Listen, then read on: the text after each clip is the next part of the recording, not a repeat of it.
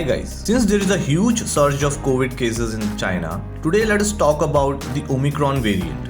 Omicron symptoms and what science tells us about the illness caused by subvariants. Symptoms of Omicron and its subvariants are similar and doctors say they are all still COVID and they can still cause severe disease. The Omicron variant of the coronavirus was first detected in the late 2021. It has since swept the globe, eventually vanquishing other variants including Delta. Omicron soon began branching off into a number of subvariants. BA2 took off in the spring and BA5 came to dominate towards the end of the summer. In late fall, the subvariants BQ1 and BQ1.1 together became the predominant form of the virus in the United States. They are not alone. Other Omicron subvariants including XBB, BF7 and yes, still BA5 are also out there. But do they cause more severe illness? Here's what experts have to say about the infection symptoms caused by the latest Omicron subvariants. The symptoms of the latest Omicron subvariants are mostly similar to those of the earlier version of Omicron.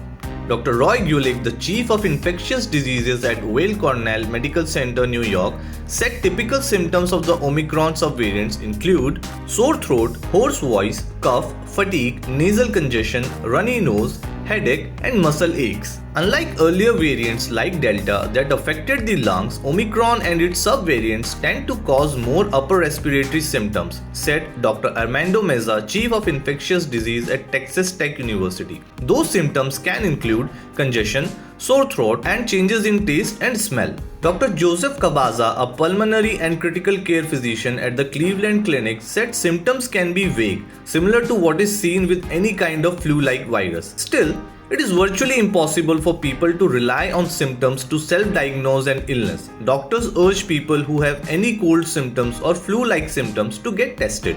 Now the question rises, does the vaccine or booster protect against the Omicron subvariants? In August 2021, the Food and Drug Administration authorized a new version of the COVID booster that targets the spike protein of both the BA4 and BA5 subvariants. This booster also targets the original strain of the virus that was first detected in Wuhan, China in late 2019. As of December, the updated booster has been authorized for everyone ages 6 months and older.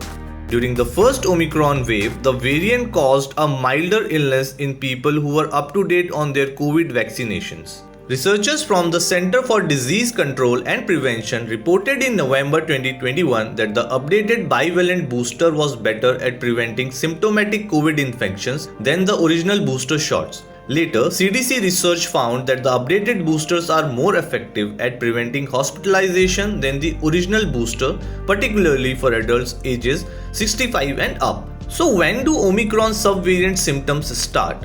The time it takes for an infected person to develop symptoms after an exposure is shorter for the Omicron variant than for previous variants, from a full week down to as little as 3 days or less, according to the Center for Disease Control and Prevention. Now the next question is, how long do Omicron subvariant symptoms last? In general, symptoms appear to be shorter and milder in vaccinated people compared to the unvaccinated people.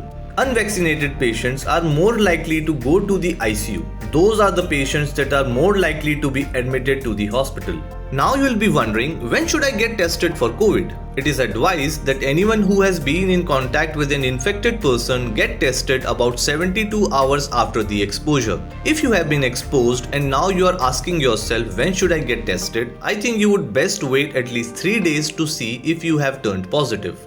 Now speaking of the contagiousness of the Omicron virus, a person is generally contagious a day or two before symptoms begin and at least 2 or 3 days after. Then, as the immune system starts kicking in, contagiousness should start to go down. It is recommended that during the first 5 days of a mild COVID illness, you should isolate to avoid spreading the infection to others. Then, if you no longer have symptoms, wear a mask around others for the next 5 days. If you test negative on 2 consecutive rapid tests 48 hours apart, you can take the mask off before day 10. And finally, could infection with an Omicron subvariant lead to long COVID? During the first Omicron wave, some experts said the variant could lead to long COVID even with mild cases. A June 2021 study from British researchers found that the Omicron variant appears less likely to cause long COVID symptoms than Delta.